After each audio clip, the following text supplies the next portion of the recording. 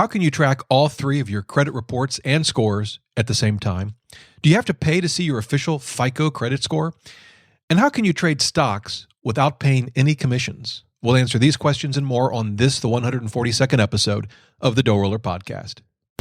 Welcome to the DoughRoller Podcast, where the best thing money can buy is financial freedom.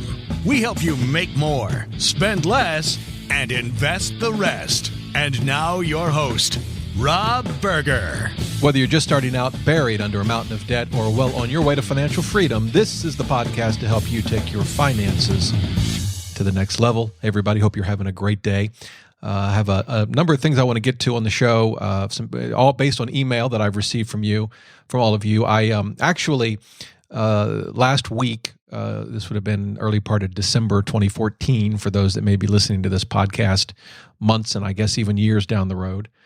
I asked I asked a question in the newsletter, and I just asked folks to email me with topics that you'd like me to cover in future articles and podcasts, and I got a slew of responses, which was wonderful. So I have this, I'd already had a number of topics that you all had emailed me about that I need to get to.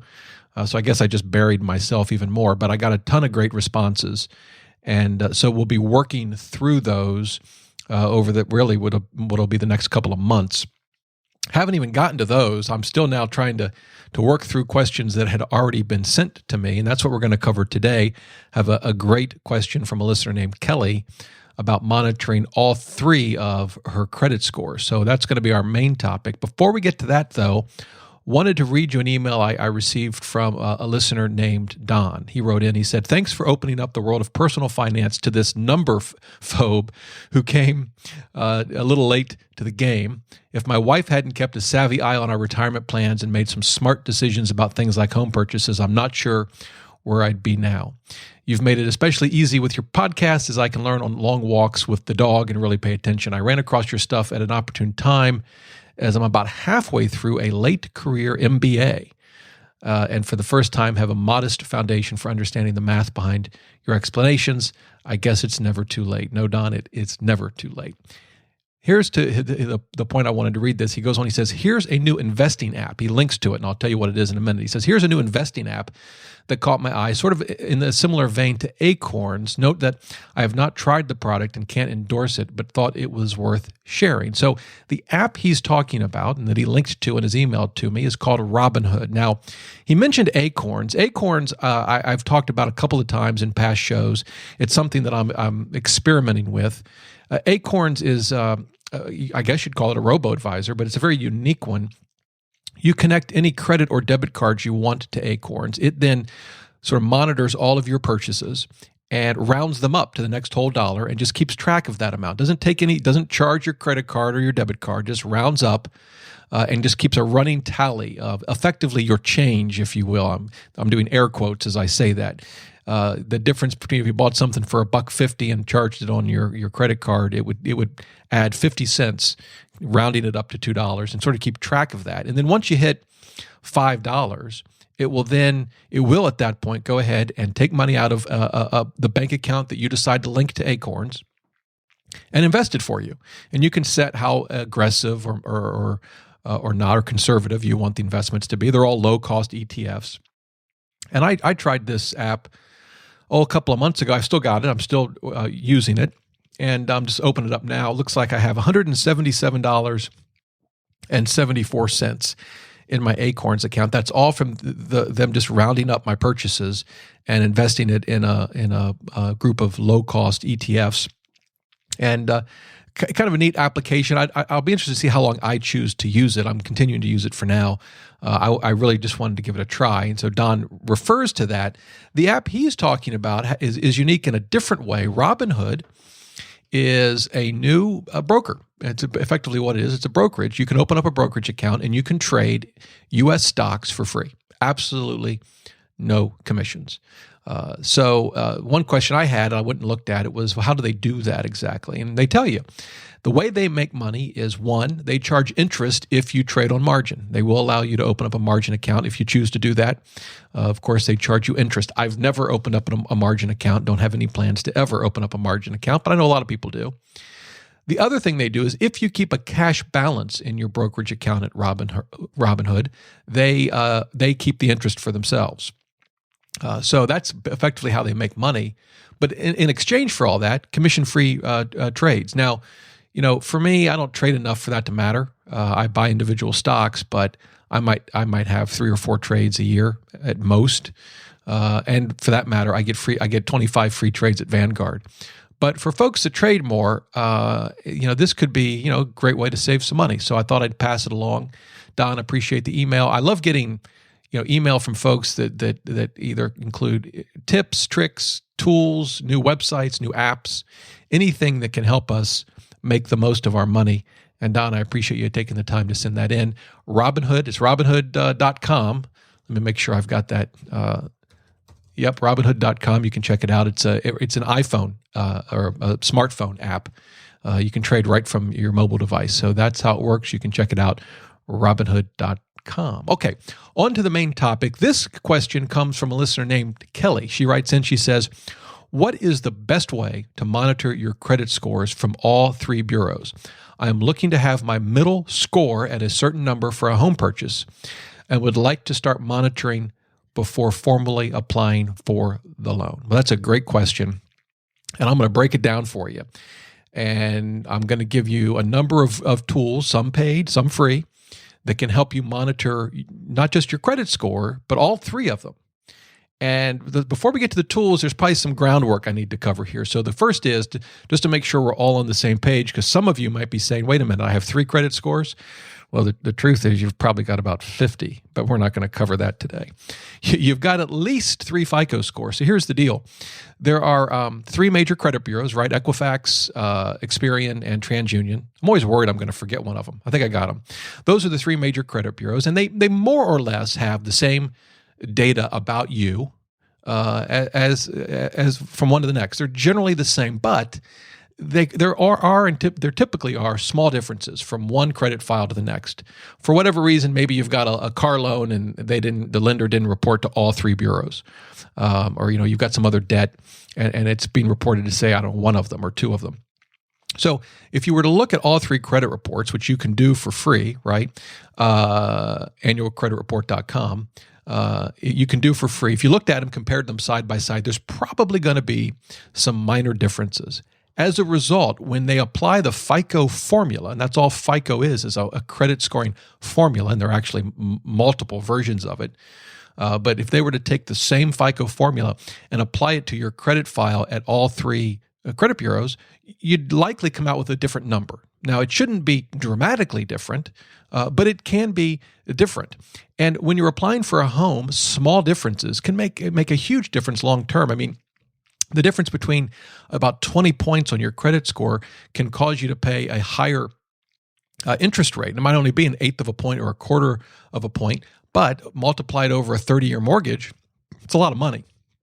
So, there's a lot at stake here. Now, one of the things that Kelly mentioned in her email is that she wants to track her middle score. Why did she say that? Well, you've got 3, right? What the banks typically do is, assuming you've got 3, if you have a thin credit file, if you're new to credit, you may not actually have 3. But for those that have had credit for a while, you're going to have 3. They take your middle score. And that's all dictated by Freddie and Fannie, the folks here in Washington that buy up most of these loans. They get sold to Freddie and Fannie, they're repackaged and sold again to investors and all this sort of thing.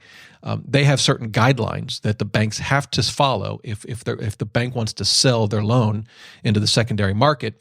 And it includes what the credit score has to be, down payment, income requirements, a whole bunch of things. When it comes to credit scores, they choose the middle score. So if you have 3 scores, whatever, let's say 770, 780, and 790, they're going to use the 780 score. And so that's why she's focused on the middle score. And so that's her question, and it's a good one. It's obviously something, if you're about to buy a home or refinance a home, you absolutely want to know your situation with your credit score. So how do you do it? How do you track all 3? All right, well, I'm going to give you some options here. The first option is the most expensive, but it's also the easiest. So there's a trade-off here. and it is MyFICO. If you go to MyFICO, this is run by the folks at FICO. So this is sort of the official FICO scoring website. If you go to myfico.com, you can purchase credit report monitoring from all three credit bureaus and track all three FICO credit scores. It's the easiest way to do it. In one place, you get all three, both reports and scores. And that's the good news. The bad news is it's not cheap. Last I checked, and I'm actually looking it up right now, it's about $20 a month. Yep, $19.95 a month to monitor your three reports and your FICO scores. On top of that, there's a 3-month minimum requirement. So I guess they're preventing people from simply signing up, looking at their scores, and canceling right away. So to take advantage of this, you're looking at a minimum of 3-month commitment, $60. That's sort of the bad news. But again, the good news is you get your official FICO score. We'll come back to why that matters in a minute, or how that can be different in from other tools. But you get your official FICO score, and you get it from all three, based on your credits file from all three of the major credit reporting agencies. So that's sort of the simplest way to do it. You got to pay some money, but there you go, it's done. And you've got your information. Certainly, if you're about to buy a home, I think it's a good investment to do. You're not going to pay $20 a month forever.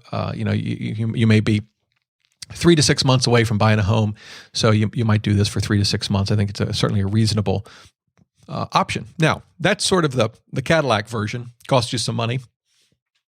Now I want to talk about some other tools you could use to get some access to your credit scores that could help you, that maybe won't be quite as much money. In fact, actually, all of the rest I'm going to talk about are free, but they're not as easy, and there are some issues. So it's always a trade-off, right? There's no free lunch in this world. Here we go. The second option is your credit card, which may seem odd, but this is actually in conjunction with MyFICO. MyFICO wanted to give their credit scoring information to consumers for free.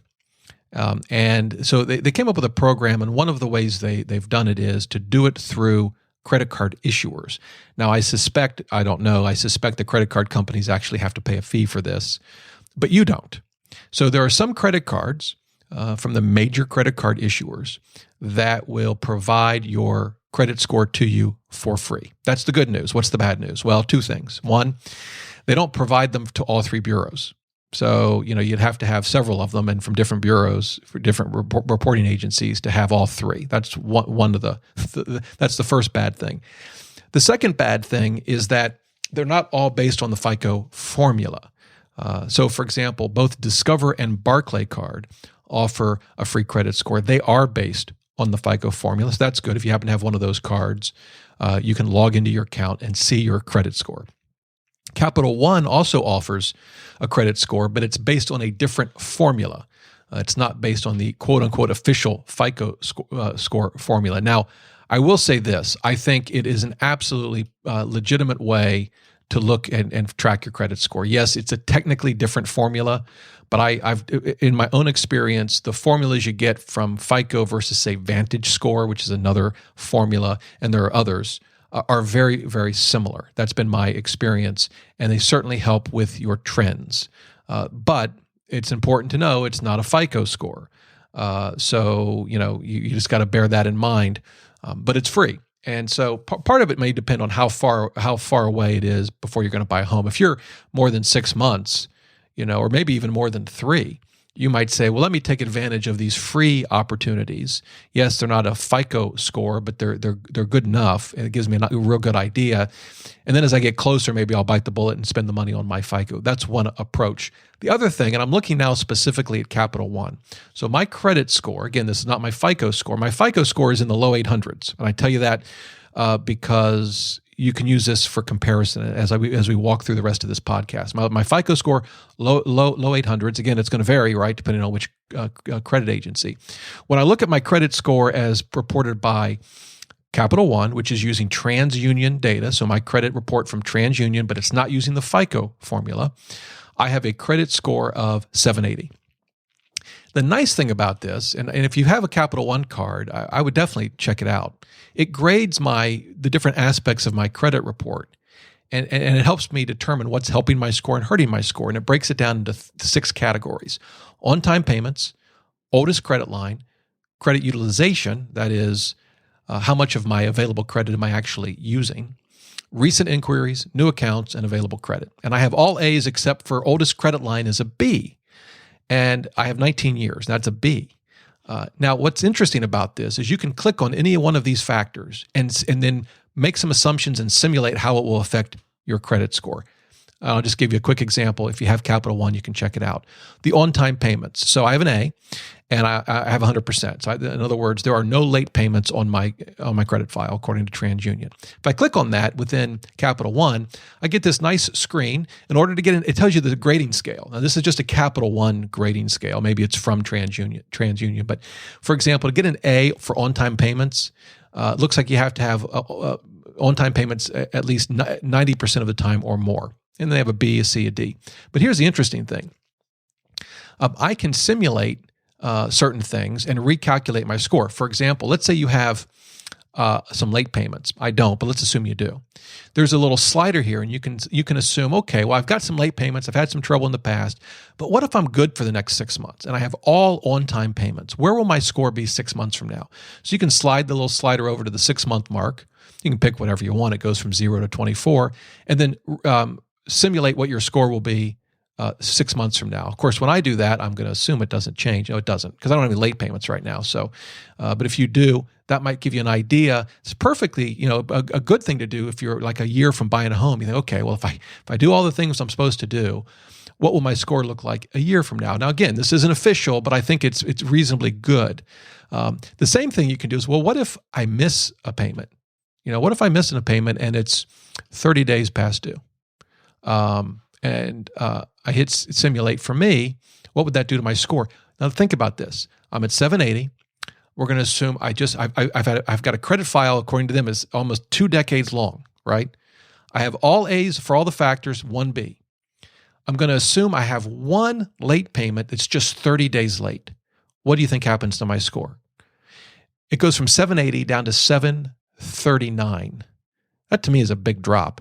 From a mortgage rate perspective, that's 41 points on my credit score. Huge on a mortgage. That could literally cost me thousands, if not tens of thousands of dollars over a 30-year mortgage. 1 missed or late payment by 30 days. Now, what if it's 60 days late?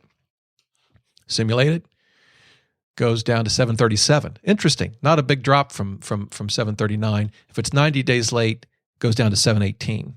So, this can be a fun, well, maybe it won't be so much fun. This is a tool that you can use to help you. And a lot of the different services have a very similar kind of simulation tool.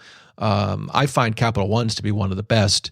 I really like it, but they all have them, including some of the tools I'm going to talk about in a minute. So the point here, though, is one option for finding your scores, in some cases a FICO score, in other cases not, is your credit card. So if you have Discover, if you have Barclay card, if you have Capital One, those are 3 of the big ones that offer it right now. I'm actually going to put a post together that lists everything, all the credit cards, whether it's a FICO score or not, what credit agency it's based on. And I'll try to get that out this week as well. The best way to find that, well, you can find it on the blog or just subscribe to my newsletter, DoughRoller.net/newsletter, and you'll see it. If you're listening to this, by the way, a year from now and you can't find that article, just shoot me an email, dr@DoughRoller.net. Happy to send you a link, but I'll kind of list all of that. I do know that Citi, I think, is going to come out with their FICO scores. I think they're slated to come out January 2015. We'll see. Right now, Amex and Bank of America don't offer it. At least that's my best information. Maybe that's changed. But in any event, so that's one option. It's free. Does have some limitations. And there you go. Now what I want to cover are 3 other tools, all that are all free. And if you combined all 3 of them, you would cover each of the 3 major credit reporting agencies. They are Credit Concierge, Credit Sesame, and Quizzle. And these all are, a number of companies came out that offered your credit score. This is not the official FICO score typically. It's like Capital One based on a different scoring model, but all very, very similar to FICO.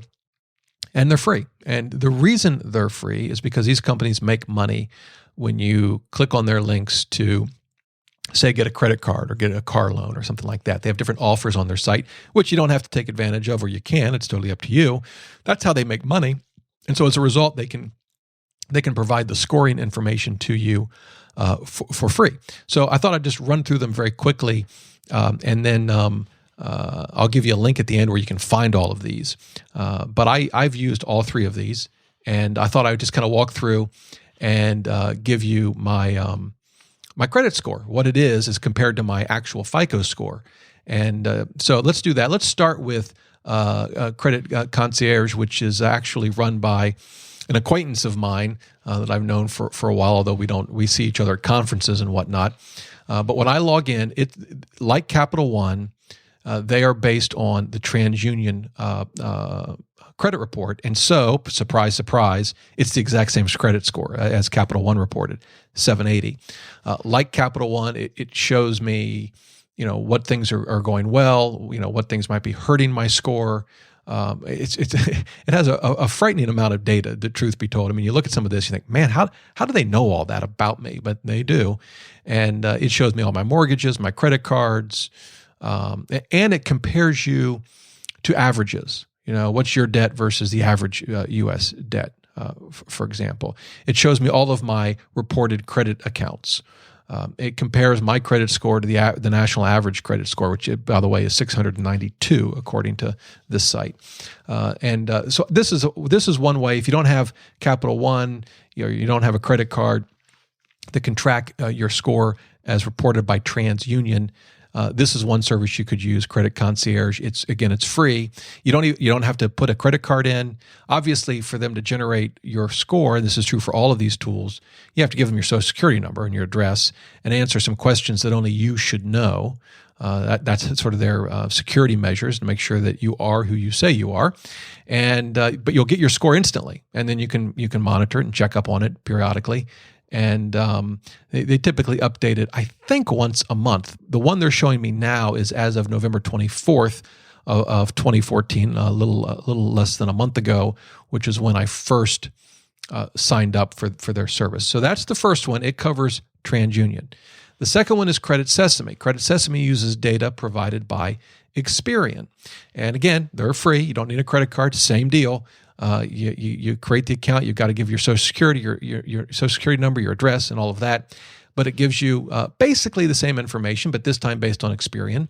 My credit score, this one actually is much closer to my actual FICO score.